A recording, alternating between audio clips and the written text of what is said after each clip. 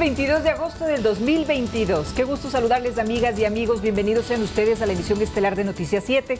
Vamos a tener importante información para compartirla con todos ustedes. Pero antes saludamos con nuestro compañero Felipe Espinosa. ¿Qué tal, Feli? ¿Cómo estás? Hola, Vero, querida, amigos televidentes. Tengan todos ustedes muy buenas noches. Esperamos que hayan tenido un excelente fin de semana junto a su familia, por supuesto. Y agradecerles, como todas las noches, por acompañarnos estos 60 minutos de información. Así es, hacemos una invitación también para que nos puedan sintonizar a través de www.eltelegrafo.com.es, Radio Pública FM y a través de nuestras redes sociales. Y ahora, ¿qué les parece si vamos enseguida a revisar los titulares de la jornada?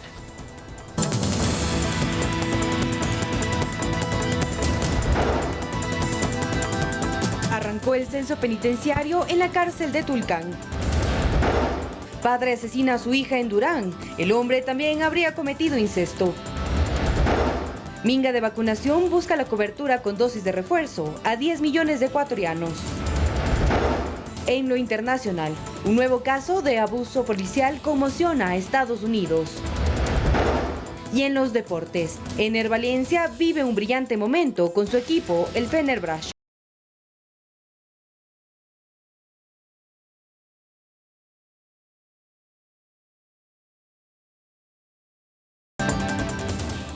Vamos enseguida con el desarrollo de las noticias. Atención, el censo penitenciario comenzó este 22 de agosto en la cárcel de Tulcán y tomará al menos 3 meses para recabar información a escala nacional. Lo que se pretende con esta acción es entrevistar de manera individual a más de 30.000 personas privadas de la libertad para conocer cuáles son sus necesidades y solventarlas por parte del gobierno.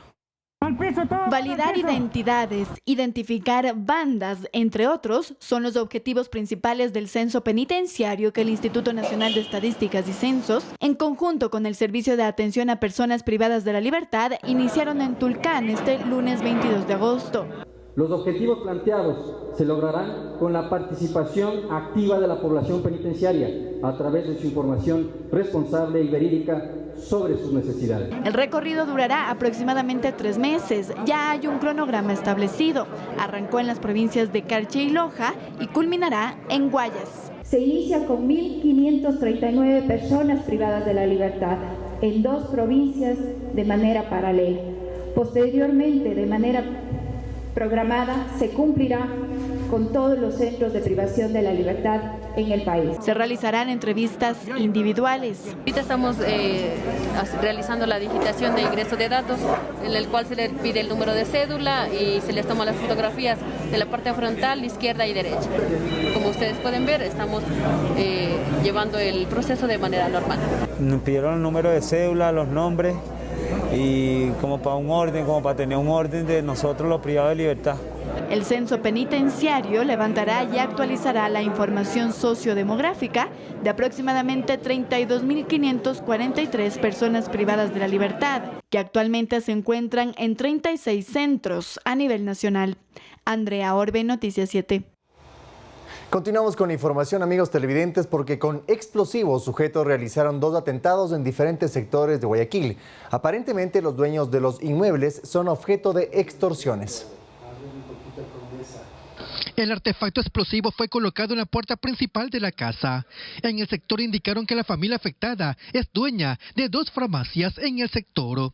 Aparentemente están siendo blanco de extorsiones. Sí, efectivamente tomamos contacto con los dueños de la casa, los cuales nos indicaron que la semana anterior igualmente han dejado un explosivo en su local, en una farmacia, en las cuales llegó a la unidad el GIR, llegó a tomar el procedimiento y en este domicilio igualmente han dejado un comunicado ahí, pero lastimosamente no han puesto ningún tipo de denuncia, nada. En la madrugada a este lugar llegó un carro negro. Inmediatamente se bajaron 2 sujetos y colocaron el artefacto. No, efectivamente en el domicilio no se encontraba ninguna persona. Prácticamente a esa hora no se encontraba ninguna persona circulando en la vía pública. Lo que dicen por ahí versiones de los ciudadanos, dicen que efectivamente a las 2:50 había un vehículo tipo color negro que andaba por el sector. Y no pasaron ni 20 minutos y otro explosivo fue detonado. Esta vez en el sector de Bastión Popular, en el bloque 10. El atentado dejó daños en 2 casas, una de ellas un centro infantil. Además, un carro que se encontraba estacionado salió afectado. Yo digo que tal vez se equivocaron, eso fue el sistema que se equivocaron. Porque yo soy un tipo que yo no me meto con nadie, soy un hombre trabajador, a mí me encanta trabajar. Repite qué daños causó la explosión dentro de su casa y los ventanales y un televisor. Ya. Y las puertas también que quedaron un poco descuadradas. ¿Su carro también sufrió? Claro, el vidrio delantero. Actualmente la zona cuenta con resguardo del ejército. Y los operativos de control antidelincuencial que se ejecutan en la zona 8 fueron inspeccionados desde el aire. Así les contamos, amigos, que las muertes violentas han bajado en la ciudad de Guayaquil y ya se han decomisado 57 armas de fuego. La presencia militar y policial en las calles del sector de Cristo del Consuelo, en el sur de Guayaquil, se intensifica y debido al más reciente violento incidente, el gobernador acudió a una escuela de la citada comunidad para conformar una mesa de seguridad y retomar un plan que estuvo vigente hace varios años y que posibilita a los uniformados a patrullar e ingresar a las escuelas y colegios para detectar ilícitos como el tráfico y comercialización de drogas, además de la posesión de armas. No sabemos los motivos por qué fue suspendido el 2015, cuando se hacían las requisas o el control de armas, en este caso en todos los centros educativos. Y en todo caso, este es el desafío que tenemos en este momento y para ello vamos a trabajar. Porque ya hemos tenido denuncias. La semana pasada nos denunciaron que en 3 colegios de Durán, el alcalde nos denunció de que entraban estudiantes con armas. El plan Mi Colegio Seguro prevé intervenir casi 400 planteles educativos e incluye capacitaciones a los docentes y la implementación de charlas de prevención dictadas por la policía. No podemos establecer estrategias generales si no conocemos de lo que está doliendo en el pueblo dentro de su territorio, dentro de su barrio. Necesitamos estos chats comunitarios que ofrecen. Fuerzas Armadas está este momento aportando con un contingente muy considerable y una concepción operativa. Expender sustancias estupefacientes alrededor de los colegios es un agravante que se encuentra tipificada en el Código Orgánico Integral Penal, por lo cual yo solicito a la Gobernación y a la Policía que aquellas personas que son detenidas alrededor de los colegios expendiendo las sustancias estupefacientes las hagan conocer también a la Presidencia de la Corte. Invitaría más bien a realizar un estudio profundo sobre las tipologías, características de las instituciones educativas para poder dinamizar protocolos de intervención más directos, más asertivos, garantizando los derechos de los menores, pero también haciendo conciencia a las familias que es necesario intervenir. El 80% de los casos de sicariatos en Guayaquil está vinculado al micro y narcotráfico de drogas y el 20% al delito común, según datos de la Gobernación. El ministro del Interior, Patricio Carrillo, y el comandante general de la Policía Nacional, Fausto Salinas, se reunieron con la alcaldesa de Guayaquil, Cintia Viteri, para trabajar en conjunto contra la delincuencia y el crimen organizado en la ciudad. Las autoridades acordaron la conformación de una mesa de trabajo que elabore estrategias en materia de seguridad ciudadana. La articulación de las acciones entre la policía y el cabildo estará liderada por Gustavo Zúñiga. El ministro Carrillo, por su parte, mencionó que la efectividad depende de la comunicación y la experiencia. Mientras tanto, en Guayaquil se dio un encuentro por la juventud en el que se habló de la campaña Mi Colegio Seguro, que busca concientizar a los estudiantes sobre el consumo de drogas y otros peligros. Desde la ciudad de Guayaquil, en Cristo del Consuelo, se dio un evento sobre Mi Colegio Seguro. El gobernador del Guayas, Lorenzo Calvas, comentó que firmó hace 3 semanas un acuerdo con el Ministerio de Educación. Entre el Ministerio de Salud y el Ministerio de Educación, de la prevención y control de drogas en los colegios y escuelas de la ciudad de Guayaquil. El general Agustín Proaño, jefe del Comando Operativo del Guayas, se dirigió a los estudiantes y les recalcó la importancia de vivir en libertad. Justamente esa libertad de vivir de una manera apropiada, de una manera adecuada, sanos y salvos en todo instante. El comandante de la policía explicó que este plan se está aplicando en todos los colegios de Guayaquil para prevenir y controlar el consumo de estupefacientes a través de un plan liderado por la policía. Actividades específicas que se encuentran ancladas a lo que es la policía comunitaria, temas efectivamente como chats comunitarios, los botones de seguridad a los docentes, los botones de seguridad a las unidades educativas, actividades como la recuperación de espacios públicos aledaños a estos centros educativos. Según los estudios realizados, un factor fundamental es la recuperación de los espacios aledaños. A través de la iluminación, poner jardines y demás, adesentamiento con el fin de erradicar la delincuencia y un factor delictual del lugar. El gobernador del Guayas mencionó que se analizó también retomar las requisas en los planteles educativos, ya que el alcalde de Durán denunció que 3 estudiantes ingresaron a instituciones educativas con armas. Manuela Bedón, Noticias 7. Este 22 de agosto inició la fase de inscripción de candidaturas para los comicios del 2023. Quienes postulen deberán cumplir con ciertos requisitos antes de ser validados por el CNE. El plazo vence a las 18 horas del próximo 20 de septiembre. Solo hasta esa fecha, los candidatos que quieran ser parte de la papeleta para febrero del 2023 podrán inscribirse en el CNE. Esto una vez que el organismo aprobó por unanimidad la convocatoria a elecciones seccionales y del Consejo de Participación Ciudadana y Control Social. Las autoridades a elegir para este nuevo proceso electoral son 23 prefectos y viceprefectos, 221 alcaldes, son 864 concejales urbanos y sus respectivos suplentes, 443 concejales rurales con sus respectivos suplentes y 4.109 vocales de las juntas parroquiales. Según el último reporte del CNE, hay al menos 256 precandidatos para ocupar las 23 prefecturas y viceprefecturas y 988 postulantes para las 221 alcaldías. Recordemos que para el presente proceso electoral la aplicación del método tradicional conocido como Webster será el que se aplica, es decir, habrá una votación consecuente por listas para fortalecer justamente la participación de las organizaciones políticas dentro del sistema democrático ecuatoriano. Esto tiene una esencia particularmente para que las organizaciones políticas puedan fortalecer a sus candidatos. Pero antes de que lleguen a la papeleta, estos deben pasar por una revisión para verificar que cumplan los requisitos y no tengan prohibiciones. Las organizaciones políticas tienen que inscribir sus candidaturas ante las juntas provinciales electorales de cada provincia. Andrea Orbe, Noticias 7. Además de alcaldes y prefectos, los ciudadanos también deberán escoger a 7 integrantes del Consejo de Participación Ciudadana y Control Social. Pese a ello, la ciudadanía no tiene conocimiento de quiénes están postulando a estas dignidades. Arrancó oficialmente el proceso electoral para febrero del 2023, donde aparte de alcaldes y dignidades locales, los ciudadanos también deberán escoger a los nuevos integrantes del Consejo de Participación Ciudadana y Control Social. Pero la ciudadanía ¿sabe cuántos consejeros y consejeras debe elegir? No tengo idea. Estoy ignorante en eso porque estoy alejado de todo eso. Bueno, realmente el consejo no estoy muy al tanto de eso. Ninguno de los consultados tenía conocimiento del proceso de elección de los postulantes al Consejo de Participación. Uno de ellos explica sus razones. Lo que pasa es que ya no creo en ningún político, lamentablemente.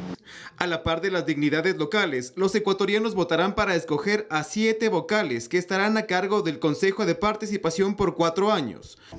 Integrado por 7 consejeros principales y 7 suplentes.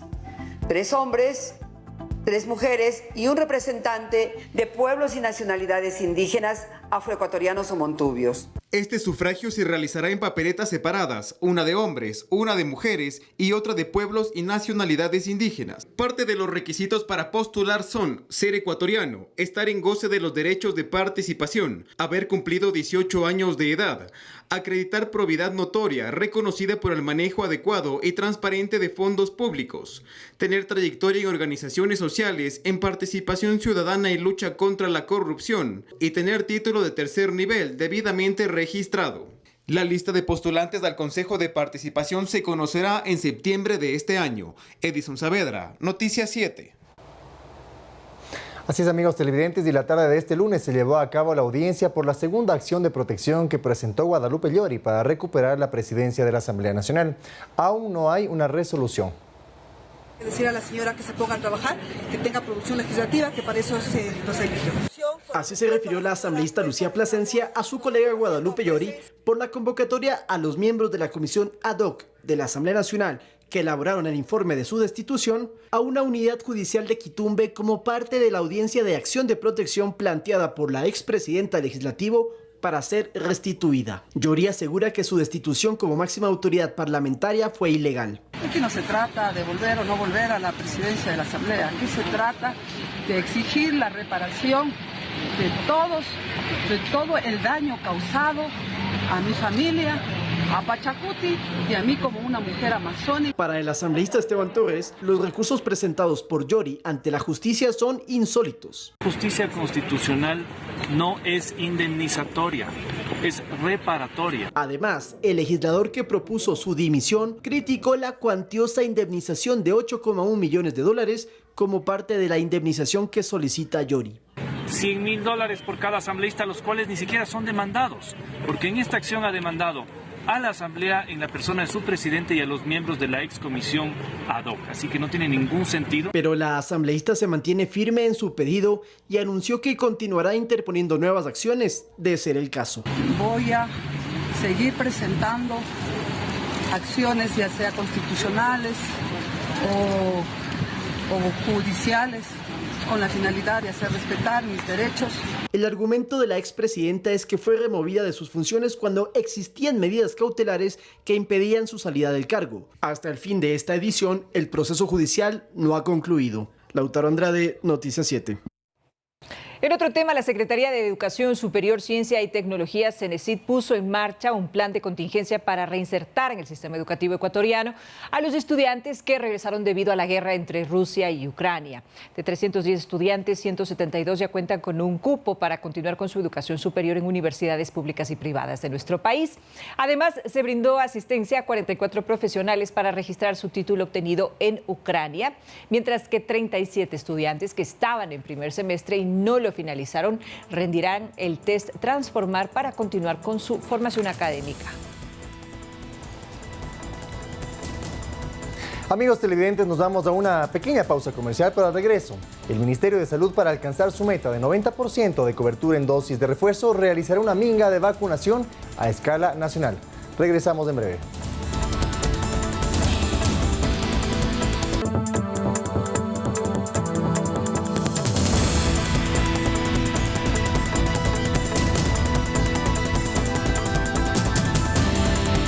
Nuestras redes sociales, estamos permanentemente en Facebook, Instagram y también en Twitter. Además, recuerda que somos retransmitidos por Radio Pública FM, Quito, Guayaquil y Cuenca 105.3, Manta 88.1, Loja 90.5, Pública FM.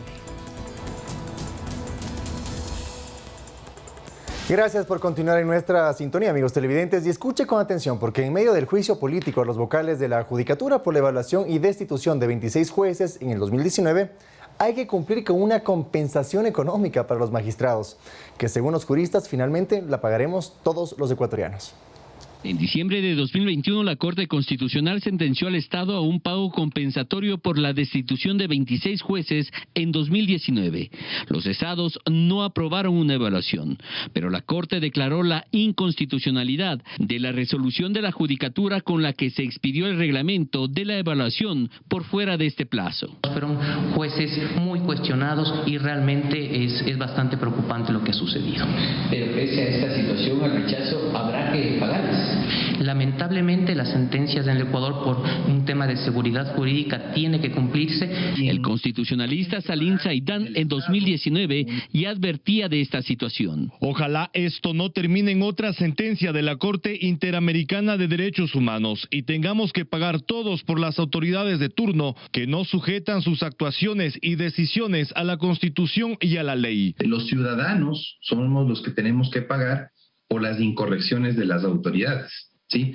Y finalmente no tienen consecuencias los actos, omisiones vulneratorias de derechos que han cometido las autoridades. Si bien todavía no se conoce el monto que el Estado deberá pagar a los 26 jueces y conjueces cesados en 2019, ya existen 2 casos en que el Estado ha tenido que desembolsar más de 14 millones de dólares para pagar en compensaciones. Cuando estuvieron en la Corte Nacional de Justicia fueron sujetos a críticas muy duras, a críticas totalmente justificadas por sus fallos que afectaron a muchos ecuatorianos, que crearon inseguridad jurídica, que crearon desolación y que ahora con la plata de todos los ecuatorianos, con los impuestos que aportamos los ciudadanos, nos va a tocar indemnizarlos. El caso toma coyuntura una vez que en la Asamblea, por esta evaluación, la destitución de 26 jueces y la sentencia de la Corte Constitucional, hoy se desarrolla un juicio político en contra de los vocales del Consejo de la Judicatura. El juicio político en contra de 3 vocales del Consejo de la Judicatura y la expresidenta de este organismo, María del Carmen Maldonado, se encuentra en suspenso. La iniciativa de juicio político nació de la asambleísta correísta Viviana Veloz, que apunta que los vocales de la Judicatura, Maribel Barreno, Juan José Murillo y Fausto Murillo, así como la expresidenta María del Carmen Maldonado, incumplieron funciones durante un proceso de evaluación y remoción de jueces y conjueces. Sin embargo, en el informe hecho por la Comisión de Fiscalización, se señala que este proceso no fue una decisión autónoma del Pleno de la Judicatura, sino un exhorto realizado por el Consejo de Participación Transitorio. Que ha sido muy débil la acusación y muy débil la prueba. Por lo cual la recomendación de la comisión es el archivo del juicio. No le van a obligar a la Comisión de Fiscalización a aprobar un informe fuera de derecho. Yo no me presto para persecuciones. Pero sobre esto no hubo consenso en la mesa y será el Pleno el que decida si se ejecuta el proceso o se archiva. Y este proceso de interpelación ha abierto el espacio para el análisis de la situación de la justicia ecuatoriana, el accionar de los jueces actualmente, pero también en el pasado. Y es que según información recabada, los jueces y conjueces cesados durante la evaluación habrían sido piezas claves del correísmo, según concluye el informe. Fueron utilizados por el correísmo para perseguir disidentes, opositores y periodistas. Por lo cual el documento será remitido a la Fiscalía, Contraloría y a la Unidad de Análisis Financiero para tomar las acciones pertinentes. Carolina Basante, Noticias 7. El presidente de la Confederación de Nacionalidades Indígenas del Ecuador, Leonidas Issa, se encuentra en Brasil para participar en una audiencia de la Corte Interamericana de Derechos Humanos, luego de que una jueza de Latacunga levantara la prohibición de salida del país que estaba en su contra.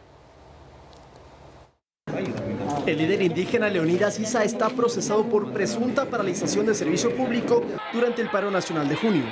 Pese a la prohibición de salida del país como medida cautelar en su contra, la jueza Paola Bedón de Cotopaxi le permitió viajar a Brasil del 21 al 25 de agosto para participar en la audiencia del caso Tagaeri Taromenane, que se efectuará en la Corte Interamericana de Derechos Humanos. Lo mínimo que puede hacer el Estado ecuatoriano es colaborar con este proceso, con esta actuación que deba hacer el señor Issa, esta presentación, porque estamos obligados a eso mediante tratados internacionales. Fiscalía y Procuraduría se opusieron porque consideran que no hay motivos suficientes para este viaje al exterior. En cambio, el constitucionalista Stalin Raza menciona que no hay peligro de fuga. Luego de que se cumpla esta diligencia, el señor Issa deberá tener nuevamente la medida cautelar de prohibición de salida del país vigente, porque eso es lo que estableció la jueza desde un inicio, ¿no? A las 6:30 de la mañana, hora ecuatoriana, será la audiencia del periodo 150 de sesiones de la CIDH en Brasilia, capital de Brasil. Allí se escucharán a las diferentes partes en la denuncia de los pueblos no contactados Tagaeri y Taromenane,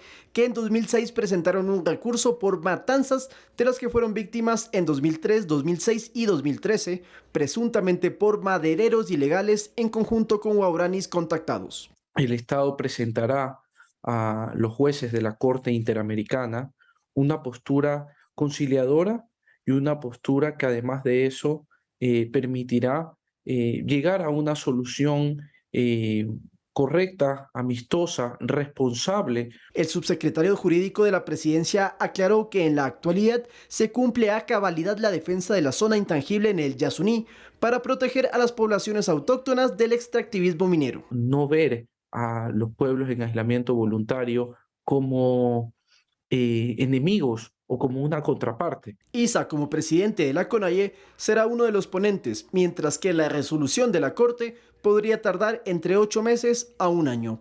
Lautaro Andrade, Noticias 7. 19 horas con 26 minutos, amigos televidentes. El Gobierno Nacional analiza si participará o no en el diálogo convocado por el presidente de la Asamblea Nacional, Virgilio Saquicela, para este próximo martes 23 de agosto. El oficialismo se reunió esta tarde para concretar una postura.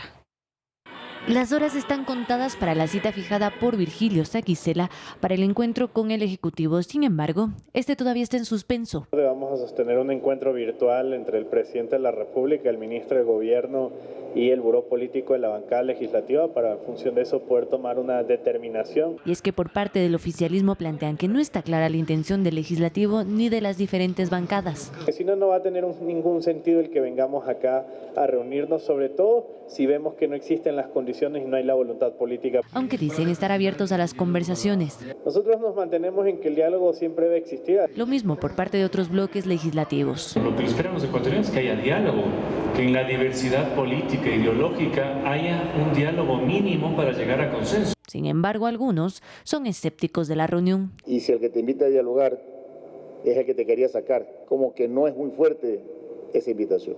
Mientras tanto, la hoja de ruta que se plantea para el diálogo también es un misterio. La ley de inversiones es el primer tema acordado en encuentros y conversaciones previas, pero lo que venga después dependerá de la voluntad política. En materia de seguridad, en materia de inversiones, laboral, en todo lo que es el tema de cómo vamos a garantizar que, por ejemplo, las inversiones con los tratados de libre comercio puedan avanzar en temas del país. Hasta el cierre de este reportaje, seguía pendiente la respuesta por parte del Ejecutivo. Carolina Basante, Noticias 7.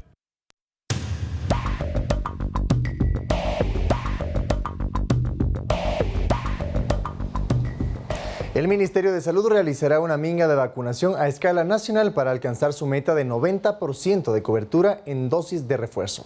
Varios sectores económicos del país se sumarán a esta gran jornada. El Gobierno Nacional tiene como meta alcanzar una cobertura del 90% con la primera dosis de refuerzo contra el COVID-19. Este lunes 22 de agosto inició la campaña de promoción para la minga de vacunación. Melba Rodríguez, gerente nacional del plan de vacunación, nos comenta que varios productores productivos serán parte. Activando a todos nuestros centros de vacunación en todo el territorio nacional. Este 27 de agosto se activarán puntos estratégicos de escala nacional, como centros comerciales. Los centros comerciales, unidades educativas, terminales terrestres, en mercados, en los sitios en donde la población pueda acceder a vacunarse de manera gratuita y de manera segura con las vacunas disponibles. Rodríguez explica que la importancia de esta campaña se debe a que los periodos de cobertura de las vacunas no superan los 6 meses. Y permita una mejor respuesta si me llego a enfermar de COVID para evitar complicar o para evitar tener que llegar a morir por la COVID-19. Al igual que varios expertos de la salud, Rodríguez recalca que las vacunas han permitido a la ciudadanía retomar las actividades y protegerse de los contagios. A partir de los 3 años se puede aplicar la vacuna del COVID-19. Los padres de familia o representantes pueden acudir a los puntos de vacunación con la cédula del menor para recibir el inoculante. Manuela Bedón, Noticias 7.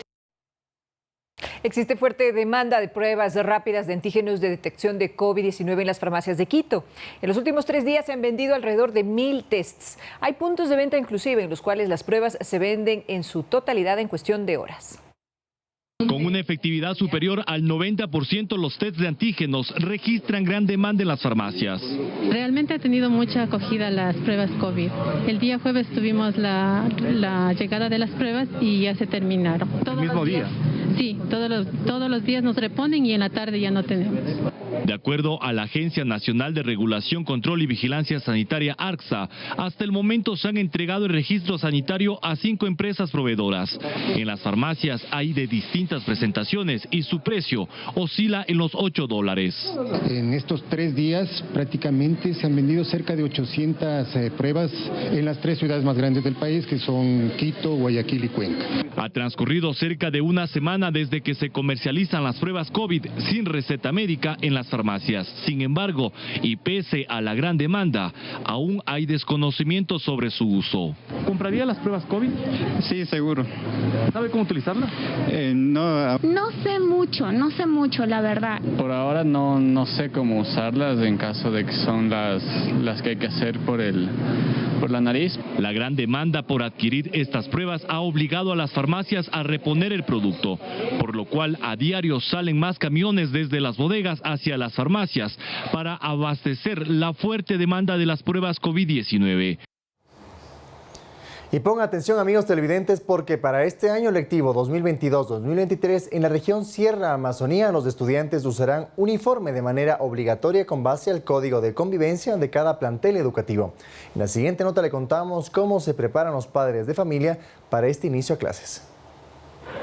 El Ministerio de Educación dio a conocer que para el régimen Sierra Amazonía en este periodo lectivo 2022-2023, los planteles educativos podrán solicitar el uso obligatorio de uniformes. De acuerdo a los códigos de convivencia, el uso del uniforme ya será obligatorio para el año lectivo 2022-2023 de lo que es régimen Sierra Amazonía. Por ejemplo, hay colegios que solamente usan un pantalón jean con una camiseta blanca, por ejemplo. Esto ya está establecido en su código de convivencia, entonces no hay ningún tipo de infracción. En el centro histórico de la capital, muchos padres de familia acuden a realizar las cotizaciones y compras. Comentan que este es uno de los sectores con los precios más accesibles. Y sobre todo hay la facilidad de poder adquirir lo que uno necesita como tal. La mayoría de padres deben adquirir los uniformes completos, debido al periodo de pandemia donde no era obligatorio. No tenían ellos uniformes completos, entonces ahorita se está completando porque ya las actividades de las escuelas son normales. Porque les hicimos traspaso de plantel, entonces tenemos que comprar obligado todos los uniformes para una niña y un niño. Enrique Cáceres atiende una tienda que confecciona uniformes y cuenta que los costos de los mismos no han incrementado sustancialmente desde la pandemia. Ha aumentado un 5% de lo que se vendió antes de la pandemia. Y realmente por los costos de lo que han subido la materia prima, lana, algodón, entonces obviamente se tiene que realizar un aumento en los uniformes, pero no exageradamente. Las instituciones educativas deben acogerse a las recomendaciones del acuerdo ministerial que dice que no se puede vender uniformes dentro de los establecimientos educativos, ni direccionar la compra de estos a determinado proveedor. Las familias tendrán la libertad de adquirirlos en el lugar que decidan. Manuela Bedón, Noticias 7. Desde el 1 de septiembre, ciudadanos venezolanos deberán iniciar su proceso de registro permanente migratorio, este proceso que lleva adelante el gobierno nacional para conocer cuántos migrantes extranjeros se encuentran en nuestro país. Uno de los requisitos indispensables es el pasaporte. Él es Brian José. Hace 2 semanas llegó con su familia a Ecuador en busca de un mejor futuro. Su situación en Venezuela lo obligó a migrar. Porque salimos a buscar una mejor vida para nosotros mismos, para nuestros hijos también.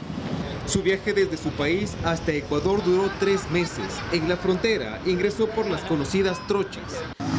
Ilegal porque no tenemos ni pasaporte ni nada de eso. Que también nosotros lo que nos gusta es trabajar. Situación similar vive César, migrante colombiano. Hace 15 días también llegó a nuestro país para buscar mejores oportunidades. Estamos trabajando limpiando la llantica para tener esta ciudad limpia, buscando algo para sobrevivir en la vida. Para permanecer en Ecuador, tanto César como Brian deberán obtener un registro permanente migratorio, documento que permite al gobierno conocer cuántas personas extranjeras han ingresado al país. Según el cronograma, cada ciudadano venezolano que ingresó por un paso oficial deberá iniciar su proceso de registro desde el 1 de septiembre.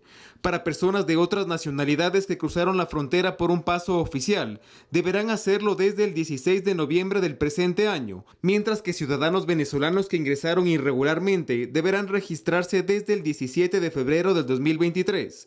Por ello es común ver a decenas de personas hacer fila por varias horas en los exteriores del consulado venezolano para obtener un pasaporte, documento indispensable para su regularización. Vengo a hacer la regularización del pasaporte, entonces sí hay que estar con los papeles al día por cualquier cosita. Hay veces que hay muchas como redadas de inmigración y para no pasar ese más rato uno tiene que estar aquí legal. Desde el Ministerio del Interior se recalca que este certificado no se otorgará a quienes sean considerados una amenaza a la seguridad pública. Edison Saavedra, Noticias 7. Amigos televidentes, mucha atención al regreso de esta pequeña pausa comercial. Un nuevo caso de presunto abuso policial conmociona a Estados Unidos. 3 uniformados de Arkansas fueron suspendidos. Regresamos en pocos segundos.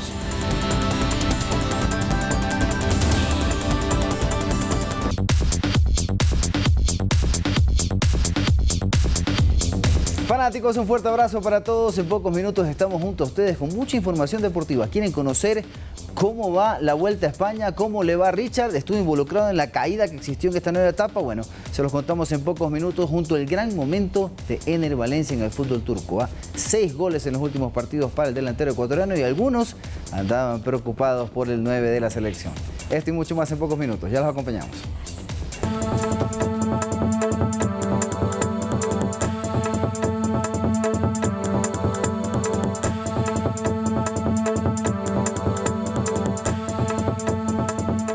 Enseguida con las noticias del mundo, amigos televidentes. Un nuevo caso de presunto abuso policial conmociona a los Estados Unidos. 3 uniformados de Arkansas fueron suspendidos luego de que se difundiera un video en el que se los ve golpeando literalmente a un hombre que habían detenido. El video, que se está haciendo viral en redes sociales, muestra al detenido inmovilizado en el suelo por los 3 agentes. Uno de ellos le golpea en varias ocasiones e incluso golpea su cabeza contra el suelo. Otro le da patadas en el cuerpo y el tercero ayuda a mantenerlo inmóvil.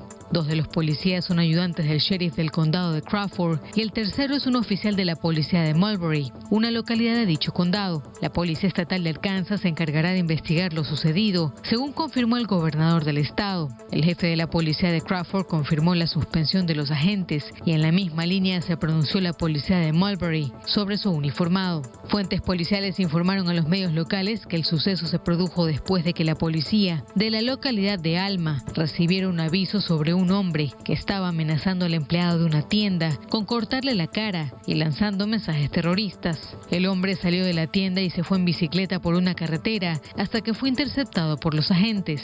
La policía dijo que cuando los oficiales confrontaron al sujeto, este empujó a un agente al suelo y le dio un puñetazo en la parte posterior de la cabeza, lo que provocó el arresto que se ve en el video. El hombre se encuentra bajo custodia policial tras haber sido llevado a un hospital. Enfrenta cargos de amenaza terrorista, resistencia al arresto, agresión en segundo grado, allanamiento de morada, asalto agravado y posesión de un instrumento delictivo.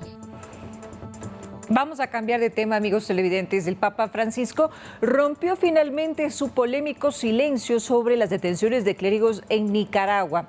El pontífice pidió que haya un diálogo abierto y sincero para encontrar las bases de una convivencia respetuosa y pacífica.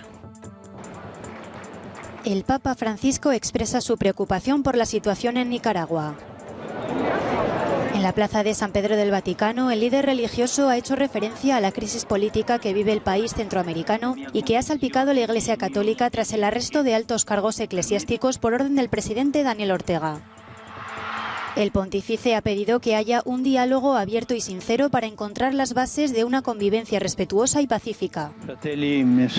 Hermanos y hermanas, sigo de cerca con preocupación y dolor la situación en Nicaragua que involucra a personas e instituciones.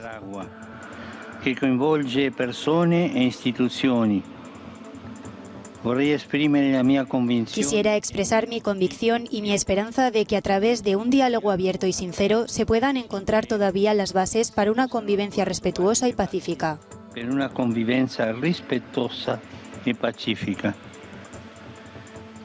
Pidamos al Señor por intercesión de la Purísima que inspire en los corazones de todos esa voluntad concreta. Pese a que el pontífice argentino no mencionó directamente el nombre de los detenidos, es la primera vez que se refiere a lo ocurrido en Nicaragua.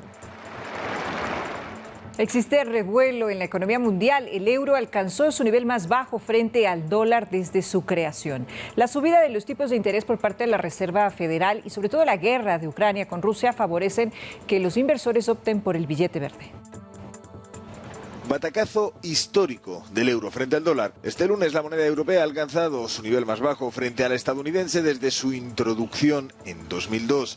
Entre las causas principales, las diferentes recetas de la Reserva Federal y el Banco Central Europeo, pero también los efectos de la invasión rusa de Ucrania y su repercusión en el mercado energético. El euro ha llegado a perder un 0,84%, situándose su compra en menos de $1.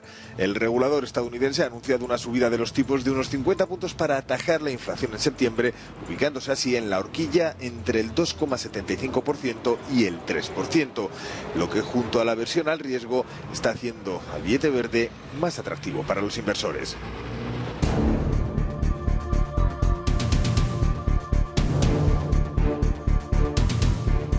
Está previsto que 10.000 ucranianos se adiestren en manejo de armas y guerrilla urbana. El ejército británico los forma en un intenso programa de infantería en una base en el sureste de Inglaterra. Conozcamos los detalles. Cientos de voluntarios ucranianos se entrenan en Reino Unido. El ejército británico los adiestra en un intenso programa de infantería en esta base en el sureste de Inglaterra. Han dejado sus tareas y trabajos en empresas de Ucrania que en algún caso han desaparecido o cesado actividad para integrarse en un programa de formación por el que está previsto que pasen 10.000 reclutas a 1.600 kilómetros de su país. Tiro al blanco, primeros auxilios, guerrilla urbana, con el objeto de repeler a las tropas rusas de las calles de las ciudades ucranianas. Aunque los instructores tienen experiencia de combate con resultados tan cuestionables como los de Irak o Afganistán, el uso de armamento ligero es uno de los aprendizajes más demandados. Todo el entrenamiento está concentrado porque intentan convertir reclutas en soldados en cuestión de semanas. El primer grupo llegó en julio y ya está en Ucrania reponiendo unidades agotadas sobre el terreno. Enseguida les invitamos, amigos televidentes, para que revisemos más noticias del mundo en el siguiente resumen.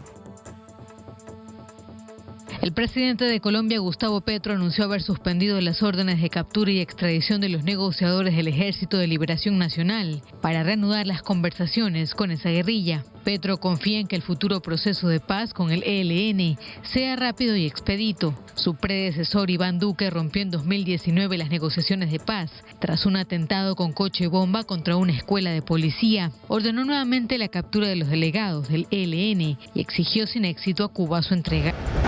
La vicegobernadora de Florida, Janet Núñez, dijo que contempla enviar migrantes a Delaware, estado donde nació Joe Biden, siguiendo el ejemplo de otros estados conservadores como Texas y Arizona, que han estado transportando indocumentados a Washington y Nueva York. Núñez dijo que el gobernador Ron DeSantis había tomado esa decisión debido a que la administración de Biden no se ha hecho responsable del problema migratorio ante la ola de indocumentados que siguen llegando a Florida por estos días. Los empleados de un banco en Israel tuvieron que hacer todo lo posible para capturar a un toro que ingresó en una sucursal, luego de escaparse de su cercado. El animal corrió por el aparcamiento del establecimiento antes de entrar al banco. El incidente tuvo lugar en una oficina del banco Leumi, situado en la zona industrial de Lod, en las afueras de Tel Aviv. Tras haberlo perseguido, varias personas consiguieron capturarlo con una cuerda y conducirlo hacia la salida. Millones de niños en Filipinas regresaron este lunes a las aulas al comenzar el año escolar, por primera vez desde el inicio de la pandemia. Con mascarilla y uniformes, los menores llegaron a las escuelas, que se encontraban cerradas desde marzo del 2020. Filipinas es uno de los últimos países del mundo en reanudar las clases presenciales, en medio de la preocupación de que el prolongado cierre de las aulas haya agravado aún más la crisis educativa en el país. Un asesor del presidente de Ucrania, Volodymyr Zelensky, negó que Kiev esté implicada en el atentado que ayer costó la vida a la hija del ultranacionalista ruso Alexander Dugin. Subrayó que Ucrania no tiene nada que ver con el atentado, ya que no son un estado criminal. La hija del ideólogo ruso cercano al Kremlin murió el sábado al explotar el auto que conducía cerca de Moscú. Vladimir Putin expresó sus condolencias a la familia de Daria Dugina. Amigos televidentes, y un nuevo caso de violencia familiar ha escandalizado al país, tras conocerse que un hombre asesinara a su hija de 21 años, quien también fue su pareja sentimental desde que la joven era menor de edad. El sujeto ya fue capturado y será procesado por femicidio. De pie junto al ataúd de su nieta de 21 años, don Luis Gerardo clama por justicia. Quien fuera su yerno, Luis Enrique Bejarano, asesinó a su propia hija con un tubo. Le ha dado con una tarraja, aquí le ha roto en el cráneo, aquí. Se ha quedado así y la sangre del golpe, esa tarraja con fierro de ese porte, se ha roto el fierro del golpe. Con una evidente tristeza, el abuelo despidió a la nieta, asesinada el domingo en el cantón Naranjito de la provincia del Guayas, en un caso que sobrepasa la violencia familiar, como cuenta una de las tías de la víctima. De pequeña estaba ya atrás del papá mismo. Ya andaban como marido y mujer, andaban. El papá se iba con él.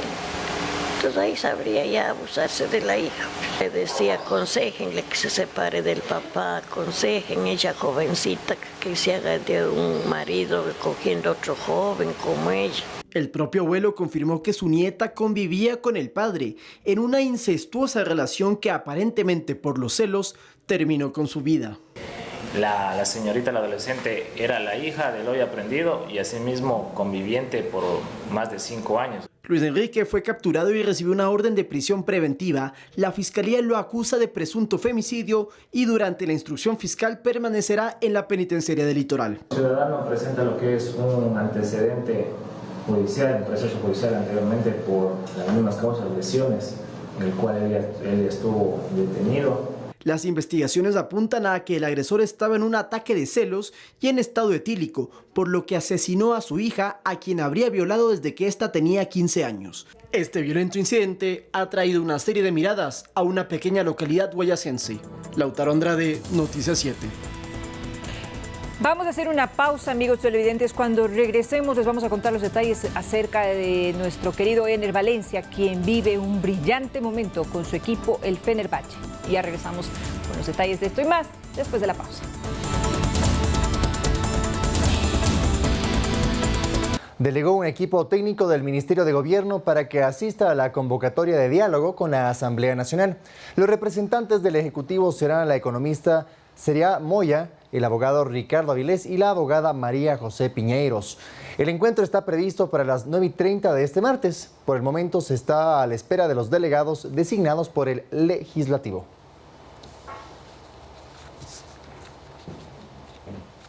Y de esta manera nos despedimos. Muchísimas gracias, amigos televidentes, por habernos acompañado en la presente emisión informativa. Mañana, Feli, muy tempranito, desde las 7 horas, les esperaremos en la primera emisión de Noticias 7. Mientras tanto, que descansen, que tengan una excelente noche. Igual para ti. Querida, muchísimas gracias por acompañarnos estos 60 minutos de información. Un abrazo fuerte.